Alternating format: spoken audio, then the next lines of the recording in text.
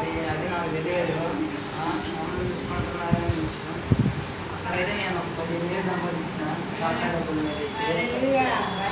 మరి పాట డబ్బుల మీద అయితే నేనేం చెప్పలేదు కానీ ఇక్కడ కాదు కానీ సంఘం. అక్కడైతే సంఘం ఎట్టుందంటే అక్కడ నలుగురు, ఒక ఇద్దరైతే చికెన్, ఒక ఇద్దరైతే బాస్మతి రైస్, ఒక ఇద్దరైతే అంటే టెంట్ గిన్నెలు, ఇంకొక ఇద్దరైతే అట్లా చూసుకోమంటే పోతున్నారు. మనసంగానే అట్లా రావాలని, అభివృద్ధి పొందాలని. నేను చిన్నోడినైనా కానీ నాకు అది అంత వచ్చింది. అంటే అంత పెద్దోళ్ళు అయినా కానీ మీరు నాకు తెలియదు. నేను చిన్నపిల్లగాడిని కాబట్టి నా మొర ఆలకించి మీరు అట్లా వెయ్యాలని. ఎందుకంటే అక్కడికే మొత్తం అక్క బాధ్యత మీద కాకుండా మన బాధ్యతగా ఉండాలి.